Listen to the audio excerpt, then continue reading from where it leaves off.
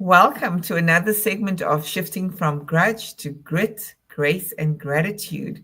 And today we're having a provocative topic around who am I? And we've got Jamila, my co host, as always. Today we weren't as frazzled. We never arrived frazzled. We were actually here a little bit earlier, I must just say. And so it feels a little bit more paced with us saying hi when we go live today. And I don't know if Anne's energy is going to contribute to that today, but we're so grateful to have you on with us, Anne. And on that note, I'm going to hand over to you. We'll do a bit of a bio on Anne after Jamila and Anne says hi, and I'll go press live on Instagram. Thank you, Anissa, for that lovely warm welcome, as always, week in and week out, and a very warm welcome to all of you, our valued guests on this podcast, and especially to Anne for spending this hour with us and being brave enough and vulnerable enough and kind enough to share your story with us, challenges, failures, successes, to help us to make sure that our journey going forward and ahead is much easier. So, Anne, I'll hand it over to you to say hello, and then Anissa will just introduce you with your bio, and we can continue. Well, hi, Jamala, and thank you so much for having me on as your guest. I feel humbly blessed to be able to share my story and just to help, maybe it'll help one other person out there that may be listening now or maybe even later. And that to me is what it's all about. Yes, I would echo that. And just a correction, not who am I, who are you really is the topic for today. So my apologies. And really, the conversation we want to lead today is around from burnout to breakthrough. Anne is a certified Christian coach, author, blogger, and musician, knows what it's like to struggle with self doubt and people pleasing. I just came off a webinar and we spoke to people pleasing. After a life changing moment in 2019, she found healing, purpose, and the confidence to step into her true identity. Now, through faith based coaching and her book, Where Faith Takes Flight, and empowers Christian men and women to break free from self doubt and step into a life of intention, clarity, and resilience. We hope to cover, but as I said to Anne, we don't have this rehearsed. We hope to cover how past struggles shape our identity, the power of forgiveness and self discovery, and embracing faith to find clarity and confidence. Just a little bit more about Anne so that you have some more context and background. A pivotal moment in 2019 changed everything for her, finding forgiveness and releasing past hurts and experience God's unconditional love in a new way. Inspired, she launched One Day at a Time. I love that. A blog sharing her faith journey and creative passions. In 2023, after 50 years in accounting, Anne answered God's call to become a certified Christian life coach, guiding others from distraction to confidence, helping them find the treasure of His peace. Her book, Where Faith Takes Flight, reflects this transformation. Now she helps men and women transition from feeling defeated to living daily with intention, clarity, resilience, and purpose through faith-based coaching. A beacon of faith, she continues to write, create music, serve in her church community, and find joy in nature, and believes in God's unwavering faithfulness and encourages others to embrace their identity as his beloved children. You know, I just got off a webinar where we were talking about leading and leading with action. And one of the things the host said for her, the biggest thing was leading through faith, knowing that if fear shows up, doubt, imposter syndrome, perfectionism, feeling hyper vigilant in any shape or form, her faith is the thing that guides her. So, without further ado, I really want to get into the nuts and bolts of how you got to accept this call to your adventure, I want to call it. Over to you, Anne. It has been an adventure. It's been a life adventure so far for over the many decades. Because, yeah, I started, my father was an accountant. So it started early for me as being the accountant. Especially during income tax season, he would bring me, my mother would pick me up after school, bring me up to the office. And so I would work, and I guess I was about 13, 14, young teenager, and that kind of ingrained in me. So that's where the accounting side came to fruition and everything. But I also, my parents were very loving, but they were also very, I don't want to say proud, but they were. And when you're young and you see like your other, I would say my friends, their parents, how they would tell them openly that they specifically loved them and they were proud of them. I think it was just my parents' generation. They were a little bit different from my friends. And so there's that jealousy, there's that envy, and you begin to put expectations on them. You place expectations on yourself and your friends. And we have to admit that each one of us, including myself, we're fallible. We make mistakes. And those mistakes can either harm us, they can hurt us. So I was, I really didn't discover it. Well, I think I always knew that I was the one, this manipulator. I, I manufactured my feelings. It wasn't that my parents didn't care. I wasn't willing to accept and respect them for how they were. I just took it because they didn't say it. Well, I got hurt. I got mad. So that's where the bitterness, that's where all that anger, the resentments and everything. And if left unchecked and left not dealt with over the years, those feelings during the low parts of your life, they can come and get more intense. They can become more often, they can last longer, and they can become more intense, especially if you procrastinate and you put them on the back burner, as I say. Because to get over anything, you have to grasp and acknowledge, number one, what is the trigger mechanism of why these feelings keep coming up and why they don't let you propel or move forward. So, in my case, over the years, granted, my faith was strong, but you can always have faith and fear at the same time. I want to make sure we can acknowledge that. Um, I know that I did. My faith was strong, but yet during those times where I took the bait of Satan, I let him come in. And when he comes in there and throws those, we call them fiery darts at us, we begin to believe the lies that we've already put in our head, but he just re-emphasizes them. He makes them stronger. That's where we come with a self-doubt. That's where we come.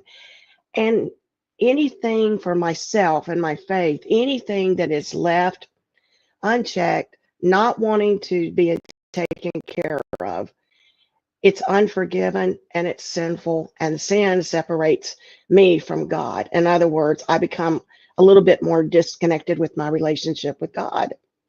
And that can make us feel distance. It's like, and then people pleasing. I was the people pleaser because I was looking to earn people's validation, to earn their affection, and that played a little bit of havoc at times with my relationship with God, because the Bible says our relationship with God is a free gift. It's not something we earn or deserve. So that's what I was trying to do with God. I was doing the same thing with in real life versus what I knew better. So having said that, all through the years, those times where I was telling you this stuff can get more intense, more, and it lasts longer. And 2019 was a breaking point for me.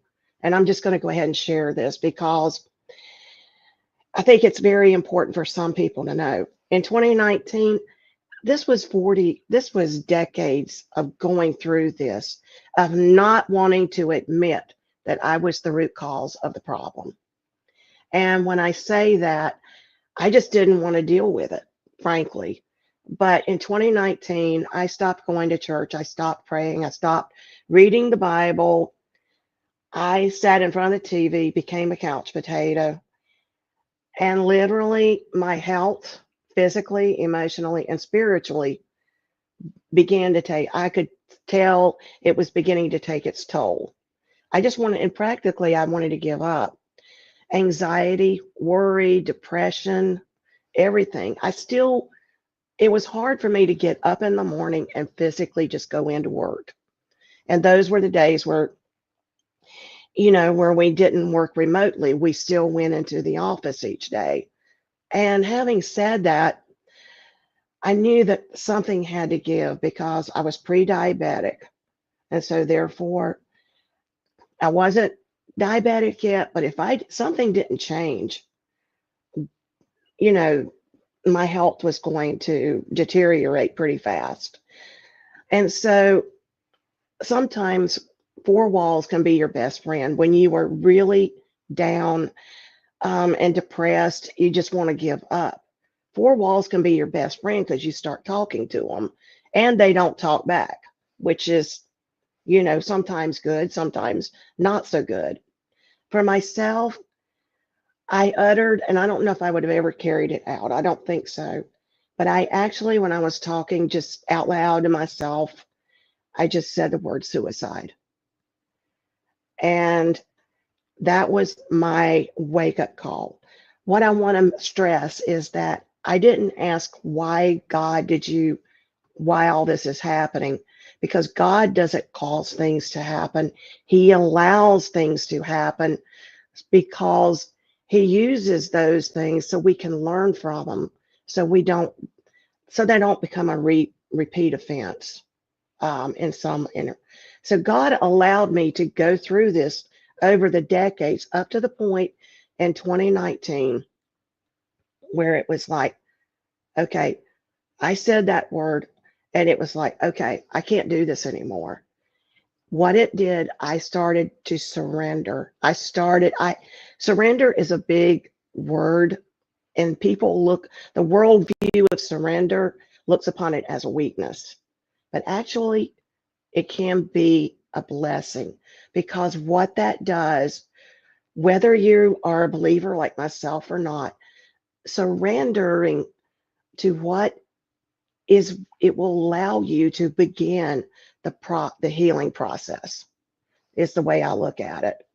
Because for myself, little signs, God began to show me that I was my problem. No one else was, because it's like, I can't help it. I was the problem, no one else.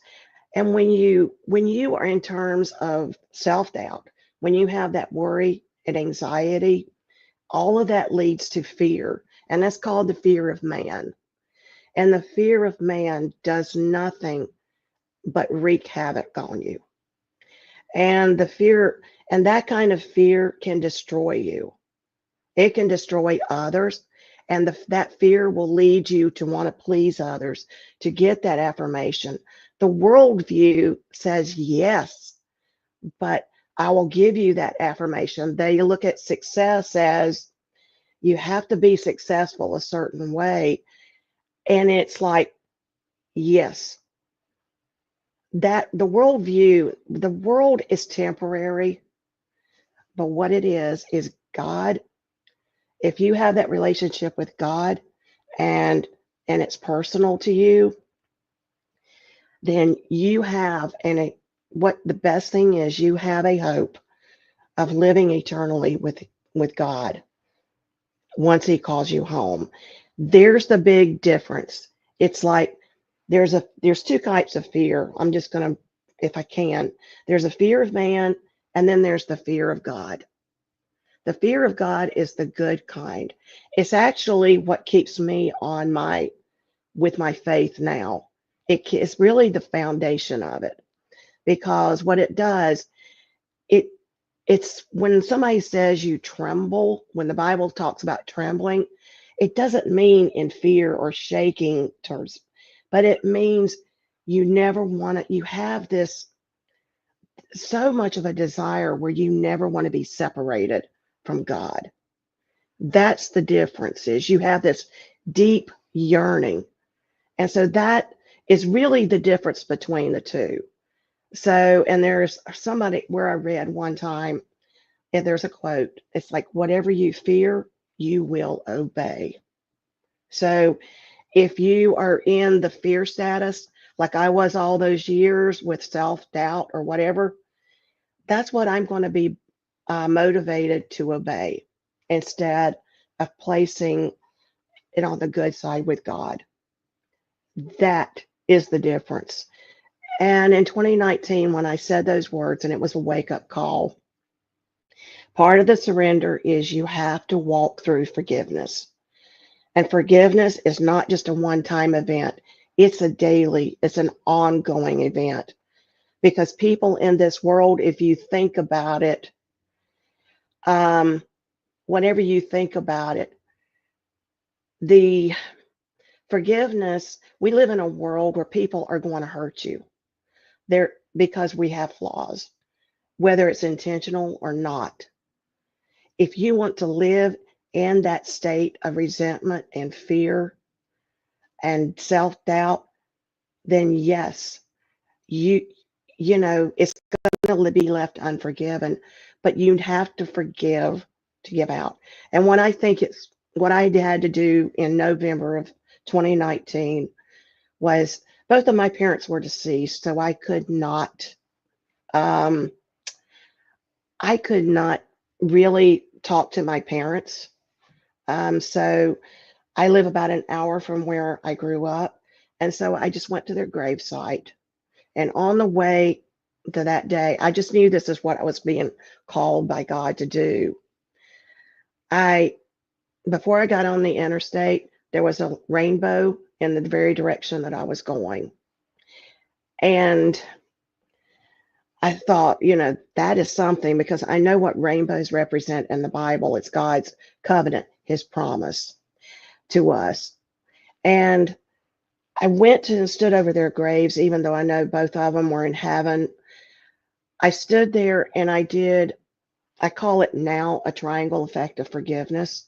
It's where the first two sides of the triangle are where I need to take care of me first, because this is where I started beginning to really love myself the way that God loves me, because it is so, so important that you do that.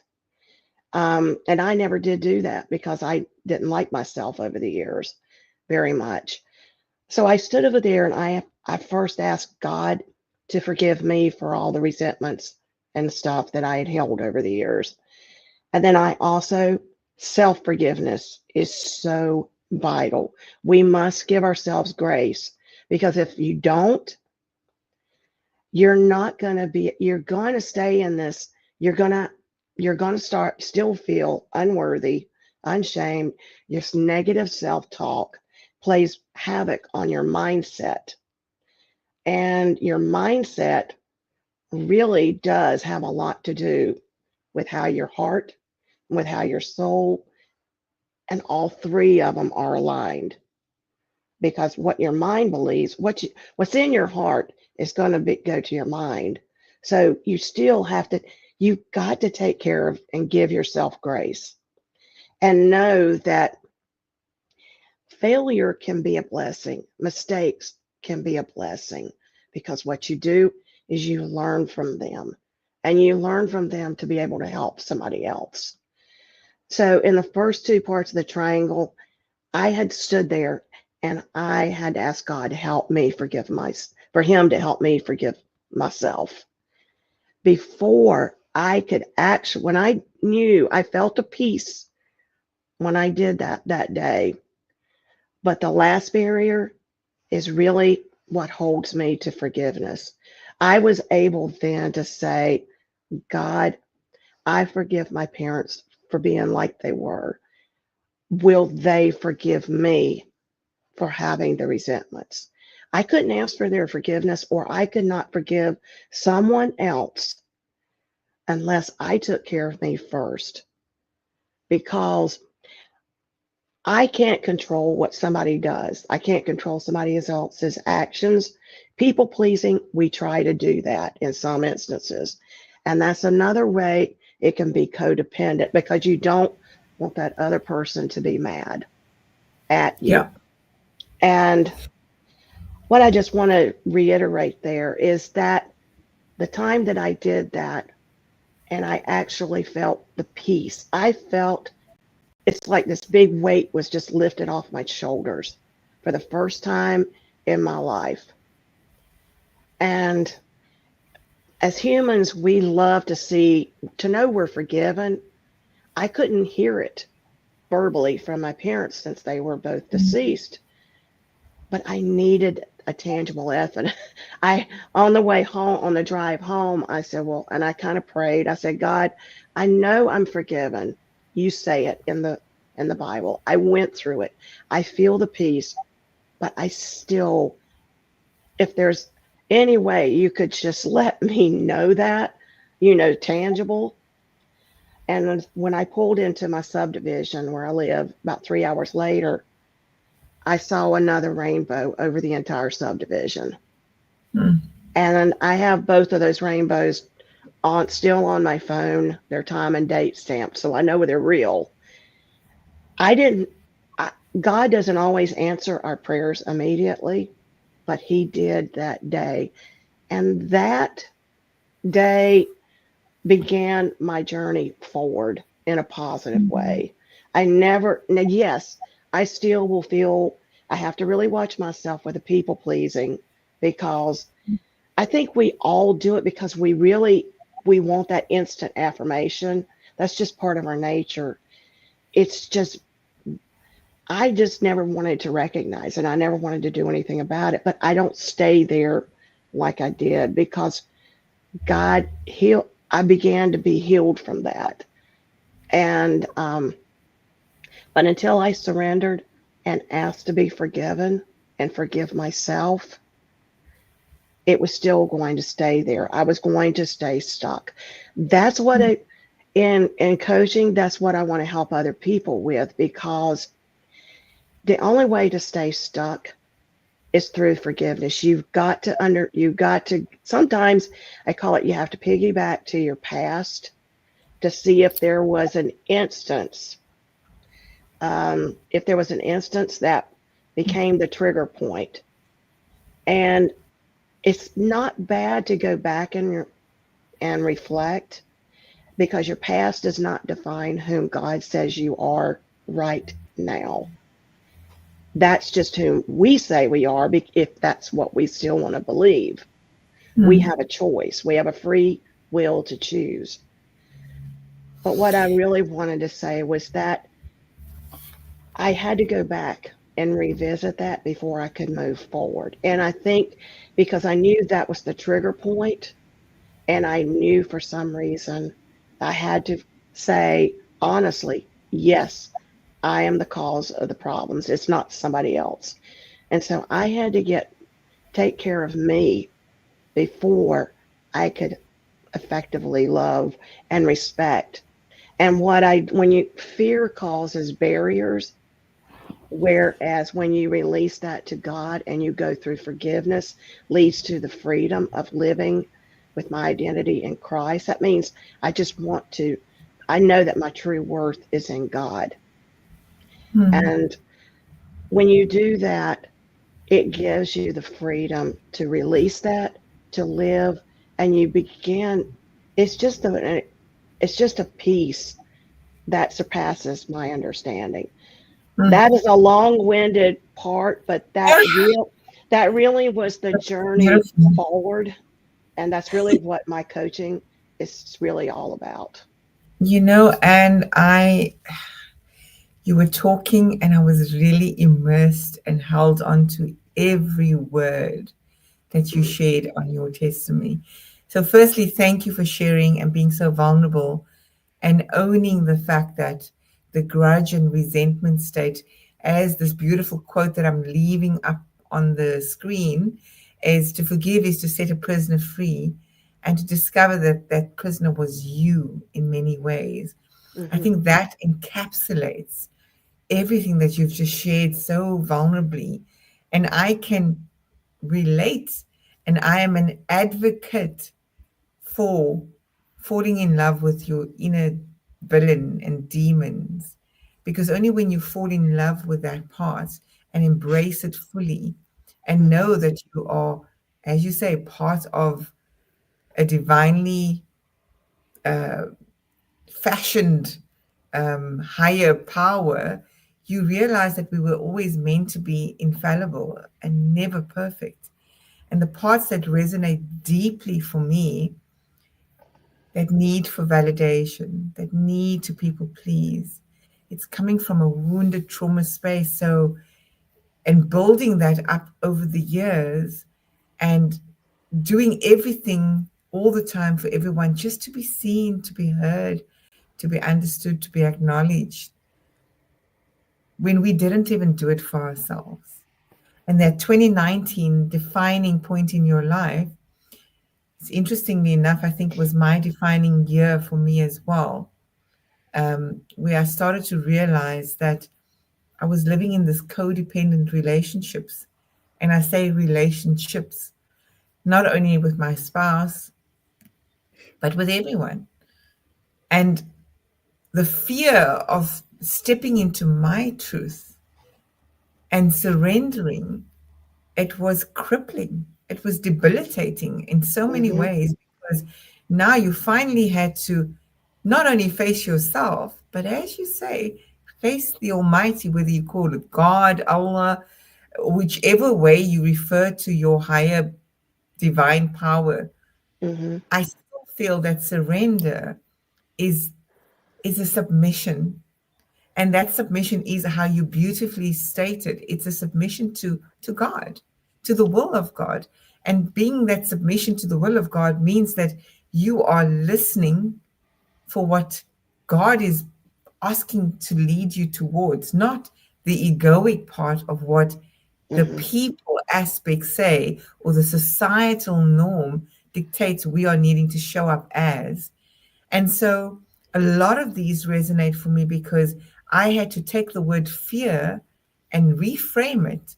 And you will love it, Anne, because the reframe is faith equips and restores. Because I do love do not, that. if we do not walk by faith and lead with prayer, I mean, I don't care what your denomination of your faith is. The reality is, if we do not walk by faith, we are not in surrender. We are in an egoic state. We are in Mhm. a state of attachment, desire, expectation. And that is the path to suffering and the grudge state. And hence why we called the segment shifting from grudge is to move away from the victim, this is happening to me consciousness. Mhm. Why me? It only is when we finally look deeply within and say, well, hold on, how am I the co conspirator of how things are showing up? And I think that testimony of when you realized and you had to ask for forgiveness, that's the hardest thing to do. And Jamila, you can come in here to ask forgiveness of yourself because you realize that you were the cause of how others treat you. Yeah, And you were the cause of absolutely. how others love you or don't love you or don't show up for you. It's the hardest thing to do. And the closing point for me here is to say that when you finally learn that you can't get anything from anyone outside of yourself, you can only find it within. And if you know that you are the divine is coming back to God. So I'm going to Mm, hand over to you, Jamila. I mean, it's just profound, some of the lessons that Anne has shared here today. mm. Absolutely. And I think that we've walked this path in our lives, through different phases of our lives. But I think, Anissa, the question is how do we treat ourselves?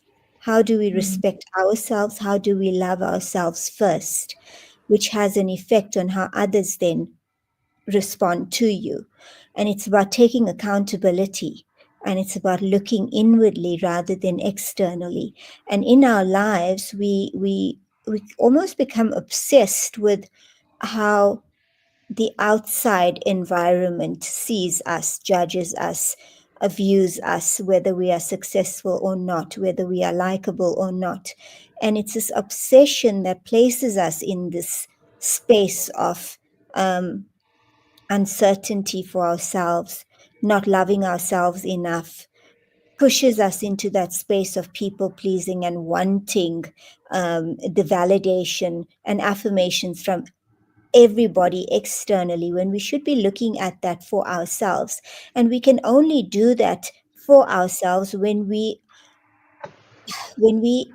truly feel and believe and accept and remember, like you said, that we are a creation of the divine. We have that divine spark within us. So, how can we be anything other than most beautiful, most loved? Because that is what God feels for us. And growing up, I'm in the Muslim faith, and this has got nothing to do with the religion itself, but rather culture and the community and the people, is when they try to drum into you that you should be fearful of God. You should be fearful to do this. If you don't do this, this is going to happen to you. Or if you do this, then yes, everything good is going to happen for you. And as a result, it affects every decision that you make. And yes, sometimes for the good, sometimes not so, in my experience. And when I went through my divorce, I was overcome with guilt and fear and shame, because I thought that what I was doing was wrong. It was selfish and it was anything other than what our religion had prescribed. But that in itself wasn't true. And I think it took me quite a while for me to be able to come to the conclusion that my God is a loving God. My God is a forgiving God. And that is why in the Quran, you will continuously be told, come back and repent and you will be forgiven. You would not be given these opportunities if your God wasn't a loving God, to be loving you against all odds. And because we are fallible and we make mistakes, God has given us that provision to be able to come back and apologize and allow us the forgiveness. So I that's such a beautiful part of our religions, whichever religion it may be, because that's what I believe God is. God is all forgiving, all loving, and all encompassing for us. Um, so yeah, that's just Yeah. my experience of it. And for me, it's a big one to take the accountability and to remember that we have been created by the divine who is perfect in every way that we can imagine. So Spot on, spot on. we should I we mean, should continually acknowledge that and let that be where we live from in the decisions yeah, we sorry, Jamila. yeah. Go on. Can you hear me? Mhm. Is it my side that's frozen or is it your side? And Mine is perfectly fine. How's Mine is your fine. apologies, then it's my side. Sorry, go on, Jamila. No, it's just in the way that we interact. If we have this belief and we remember this constantly, then it changes your whole outlook of who you are and how you view the world. And in that way, we don't keep on looking for that external justification and affirmation and validation, because we're so, um, you know, focused on how we show up in the world and how we are able to be the best human beings that we can be. And I want to come back to something that you've said because it's also going to bring back what Jamila was sharing. Mm-hmm. It ties it in. And you said, the fear of people versus the fear of God is two distinct different fears. Mm-hmm. And the fear of people, the validation and the external motivation that we have to belong, to be worthy and accepted. But the fear of God, you said, is a good fear to have because when we are God fearing, we are good human beings. We are able to introspect. we are able to really live from a place of acceptance and unconditional love. But I want you to share what that symbolized to you and how our audience that is diverse, because we always, as we've said to our VA Marissa, we try not to make this about religion or politics or anything that divides people in this day and Right. age. So I like the concept of talking around being God fearing, because whether we believe in the Bible, we know the people of the books or the scriptures all have similar beliefs and morals and value systems. And the one of being God fearing, I think, is paramount to all the books. So share with us what that symbolizes for you and how that is a major catalyzer for people on their transformation journeys. Well, I'll be glad to, because this is something that's really not talked about enough, because a lot of people misunderstand. The fear of God is really to have you revere God, you are in awe of Him, you respect Him, and that that all in respect is for His sovereignty, His power.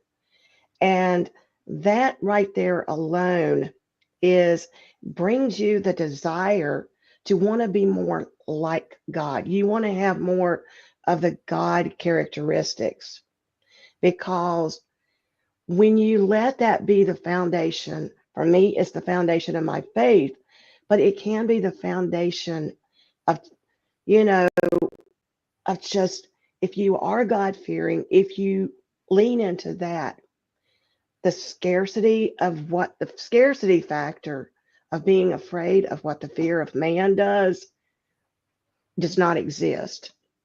You can't have the fear of God and the fear of man do not exist at the same time. And what I mean by that is because what you fear, you obey. It's because what you're motivated, what your heart and your mind and your soul are all in alignment to want to believe at any point in time. And when you have the fear of God as your sustaining factor in your life, you're going to want to have more of the godly characteristics. You are going to understand what it means to love yourself. And that is not a bad thing, because for myself, I didn't know how to receive love. Therefore, I didn't know how to give it like it should have been. Because when you go, and I want to bring in just for a minute, just about forgiveness, because when we piggyback on that just a little bit, when you can't control and when you forgive someone else, that just releases it to God and off of your shoulders. And then I let God take care of that other person. They are, and that's where the fear of God also helps you be able to forgive someone. It helps you to be more positive. The You release the people pleasing, you release the fear of man, you release the doubt, you release the anxiety, and you will release panic attacks. For myself, because you learn how to love yourself, and therefore you learn how to love others in the right ways, because you go from you learning how to show respect to others, to accept them for who they are. You don't try to change them. But then this is where I think you learn to set up boundaries instead of barriers. There's a big difference. Barriers, I think, exist when we have the fear of man.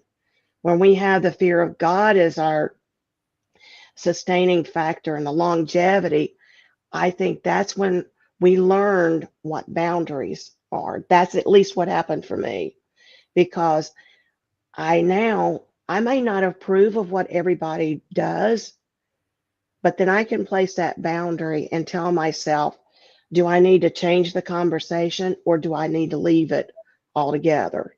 You know, because you learn between yourself what what is good for you, because each person was created differently, Each of us have a different fingerprint. We have a different fingerprint that we have on this life. We also have our different gifts and talents that we have, but we need to use those in the right way. And so that's where the fear of man, the fear of the fear of God, that's where the fear of God will come in. It will help you live that positive life. It will help you. Yes, you're going to make mistakes, but it's going to allow you to say, to surrender, to it's a surrender is an ongoing thing. It's an ongoing daily walk, but you learn how to walk daily instead of going through these times where you get low and you get down. You don't stay there like you did. You learn from those failures.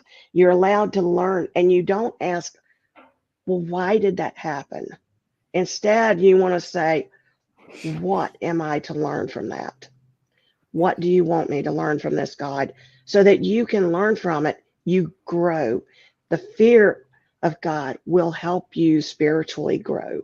It will help you to emotionally grow and maybe even physically, because you're not going to want to be like that one person like you used to be.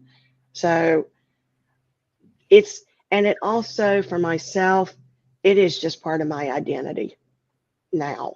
And it helps me to be able to hear how God wants me to make good and faith based decisions for my own life, while it's also going to help me with others.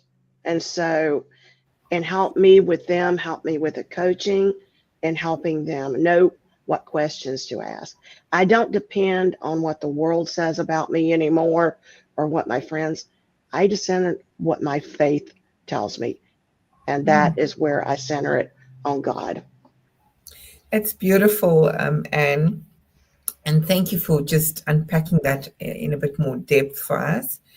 You know, we speak about surrender, and surrender is not an easy thing, but it is an act of worship and devotion. And we can often say, okay, I'm surrendering this, but to truly embody surrender requires a different persona, a different identity, a different version of ourselves, a different level of trust, a different level of understanding and acceptance. Jamila, in your life, I mean, where did you find that there was no other way but to surrender? I think it came after a lot of conflict within myself, Mm, and a lot of questioning, a lot of inner work, until I came to a point maybe of, I didn't know which other way to go. And I think it just then suddenly dawned on me that why are you trying to swim up against the current? Why do you continually try to push this boulder up the hill? When there's so much, there's an easier way to do it, and to just surrender. And I think in that realization came a huge amount of overwhelming, welcoming peace. And you start to look at life from a completely different lens, from a completely different point of view. And for me, Anissa, it was that realization of that inner divine within myself. And for me, the fear came in, how would God feel if I didn't have my full trust in Him? Knowing that He is the one who created me, knowing that He took His time and perfection and um, all attention in creating each one of us perfect beings. And I know we're imperfect in many different ways, but in the creation, we have been perfect. And that sunk in with me, is that what an insult, what a disrespect from my point for this incredible being who has created me. And when I started to think of myself in that type of perfection, I started to behave accordingly in that. And it gave me the confidence and undoubted knowing that no matter what I was going through, I had to surrender, I had to trust, and I had to believe that there's always great and amazing intention behind each individual life. And the moment we are able to let go of that control and realize the power of the Almighty, your life becomes so much easier. Yeah. And what are your thoughts in terms of Jamila's share? And I love that forgiveness is not an occasional act, it is a permanent attitude. Is that Jamila wisdom? You need to coin it, darling, if it is. That's not my wisdom. I can't take credit for that. That's actually Martin Luther King, and I do stand corrected. The quote before that is Lewis B. Smithers. So I do correct that. But Okay. forgiveness is not an occasional act. I absolutely love this. I think it's so powerful that it's a permanent attitude, which we should be always keeping and remember for ourselves. Is coined by, of course, none other than Yeah. Martin Luther King Jr. Yeah. It's forgiveness is never a one time thing. Like I said, it's an ongoing process because people will hurt you, they'll disappoint you.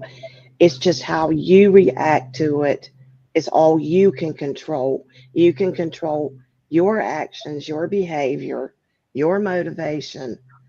You cannot control the other person's. Um, Yeah, that's Very true. Very I true, th- Anne. I I think, mean, and I just want to add also that we say that we let go and we put the forgive and control forget. into God's hands, and that doesn't always mean that you're going to get the outcome that you want. right, Mm, right. And it's in that surrender, in that total belief of when things are going wrong, where you have the faith in knowing that this is my path. Anissa, we were speaking about this earlier on, that it might not be going the way that we expect or think that, uh, you know, s- is going to take us to our eventual destination of success. But we have no clue, we have no idea the path that God wants us to go on and the incredible successes and mm, accolades and bonuses that we will then accomplish from it, which we could never even have perceived. So it's yeah. about letting go in those times of doubt, in those times of extreme challenge where we feel our worlds are falling apart. But it actually isn't. It's just pushing us down the pathway of where we are meant to be. Yeah, And we become so focused of knocking at that door that we can't open that we don't see the huge, big, amazing, beautiful door behind us that is Mm. open for us. And all it takes is for us to change our perspective. yeah. And I just one wanna I other. wanna ask you, No, you go and ahead.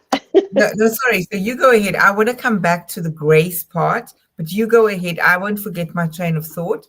You please go ahead. Yeah, the only thing I was going to say and add to that is like forgiveness doesn't mean that our past is erased. It's Mm, always going to be a part of who we are. It's just how we grow from that. But you won't always be sitting with your past. You'll always be sitting and in that spiral effect unless you don't walk through forgiveness, because mm, that is the only way you're going to be transformed and be led to in the freedom to live on the other side.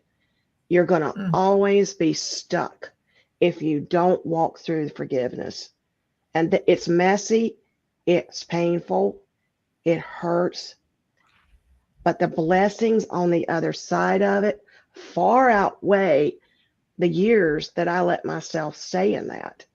It's mm, I mean, today one of my good friends told me, he said, "You've changed."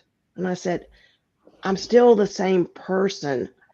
I've mm, just grown in my faith because I don't let what used to dictate me say who I am now." mm. And that brings me to the point, it's a nice segue into the grace part, because without giving ourselves grace and learning to cultivate that within ourselves, we will never know the beauty and the magic and the gift of extending it to others.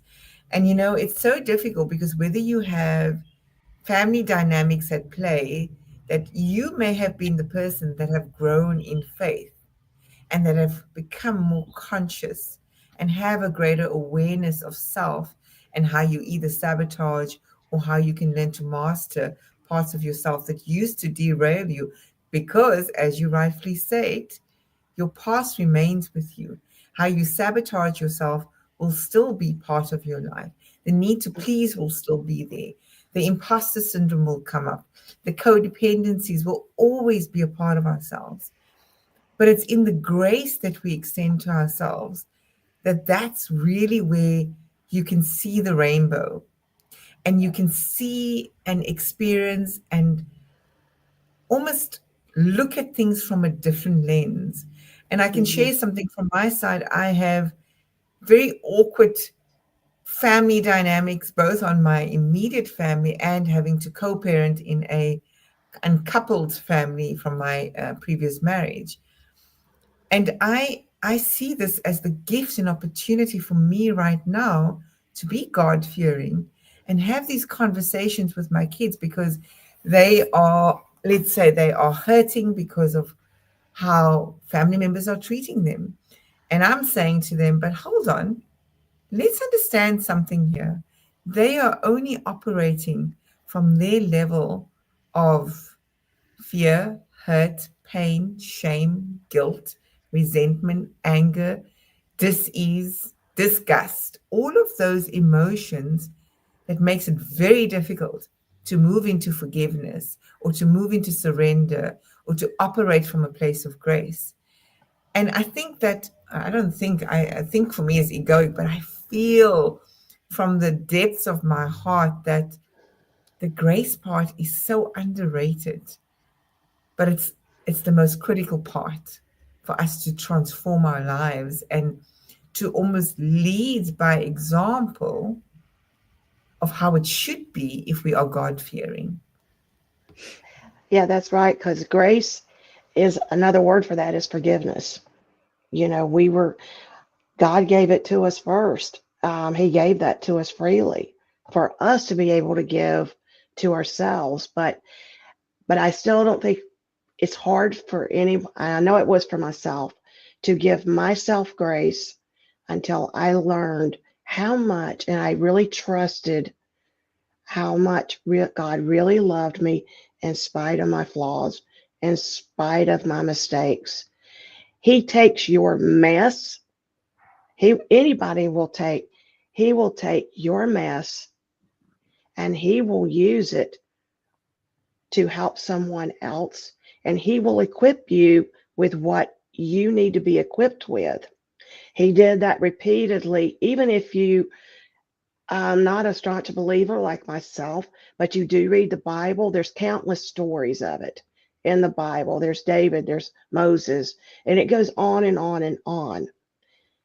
But he can use your mess of a life, but he will use you, and you can turn that around and use it for the greater good and be part of the ripple effect to affect others' lives in the best possible way. And that to me is what this world really needs. We know we need to show the right kind of love, respect, and yes, we can accept people for who they are. That is so important. We don't have to approve or necessarily believe in the same way. But if we can show and we can get out of ourselves and take off the pride is really becomes an idol when we have the fear of man. Pride is usually the root cause of all the sin, of all the doubt, of all that type of fear, anxiety, panic attack. You have to get pride out of the way. And but you have to walk through it. You can say, Well, I'll do it another day. Well, it's going to come back another time in your life, but it's just going to come back more frequent, probably longer and more intense, like it did with me. Mm, But don't let it get to the point. My point is, if you've come to that point in your life, seek out community, seek out a trusted friend, seek a counselor, seek someone you trust, and get the help you need, because you do not have to stay there, and you shouldn't stay there, because you, for myself, your identity, your true worth is known as a beloved, chosen child of God. That's really all it is. Hmm. I think also beautiful. on our own identity and transformation, where grace is concerned, I think it's so important for us to understand and realize that we are not what we have done, but we are what we have overcome in our lives. Correct. And to understand that our past doesn't define us, but it actually prepares us going forward in who we are becoming in our lives. And Mm, so I just really also agree with you that it is so important to give ourselves grace first. It Hmm. is so important to be able to forgive ourselves first, and then to reframe and to relook at how we and what we experience in our lives and what we consider as failures and how we see those failures, but to rather reframe them and to show them as experiences which are making us better going forward. mm. Um, and Yeah. I think it's Romans or where it says that do not be conformed by to this world. Right. Um, be transformed by the renewal of your mind. And I think That's, that's so important for us to keep on continuing to be, it's about the renewal of your mind yeah, and the experiences that we have and how we view those. yeah. Renewal Mm, is a daily process. mm, mm, Restoration is a daily process. Transformation is a daily process, because no matter whether we like it or not, we change from one day to another, because we are one day older than we were the previous day. yeah. So somebody say, well, I don't change. Yes, you do. I beg to, you physically change, if nothing else. But it is a daily walk. That's one reason why I started. The name of the blog is One Day at a Time, Mm. specifically for that purpose. Mm, mm, Yeah. And just taking that first step, you know, that is faith when you don't know what's going to be unfolding, Right. but mm. taking that first step anyway. For Yeah. me, that's what faith truly means. Yeah. So, ladies, this has been a beautiful, beautiful conversation. I want to almost lead into ending with gratitude, and really gratitude for the good, the bad, the down, outright ugly. Because if we didn't have the resentments, the fears, the doubts, the discomfort, the dissonance that we feel within our lives, it would not give us the renewal, the restoration, and the transformation. So I am very grateful to you for your presence here, for your warmth that you bring here to our conversation, and as always, Jamila, lots of depth coming from you as well. Always love your shares, your vulnerability. We have come to the end of our conversation, but I want to leave a last parting word for Anne in what she would like to leave with our audience today. Well, there's a quote that I wrote not too long ago, and I think both of you guys will like it because it applies to our mindset. And I'm a rhymer too when I write poetry. So it's like, let gratitude be the compass of your attitude. Yikes! I'm typing it. I'm going to use that. You know what's a pity right now is that all of these comments that I'm typing is not on LinkedIn now, but I'm going to try and screenshot it and going to type it back into LinkedIn because these are some beautiful gems. Thank you. Jamila, any last words from you? Um, Yeah, I think let's just go forward with forgiveness, but first and foremost with forgiveness for self. And Yes. from that comes self love, it comes self affirmation, and it just changes you drastically as to who you are as a person, and to always believe in, in that greater power. And that has been what's taken me through every trial and tribulation in my life. Somehow, some way, I always knew that God will make a way for me, and I've never been let down. Mm. So, on that beautiful note, practice surrender, give yourselves grace. What's that last thing? Let gratitude be the compass of your attitude. I think that was amazing. I'm going to use it. And do stay with us on the live. We will end the live now, but we will most certainly do a quick debrief as we always do with all our beautiful guests. And then on that note, we will see you again next Friday, same time. Please don't hesitate to share your thoughts in the chat with us or on the post. And also don't hesitate to reach out to us if you want to be part of these real conversations, I should say. Take care until next week. Bye. Bye,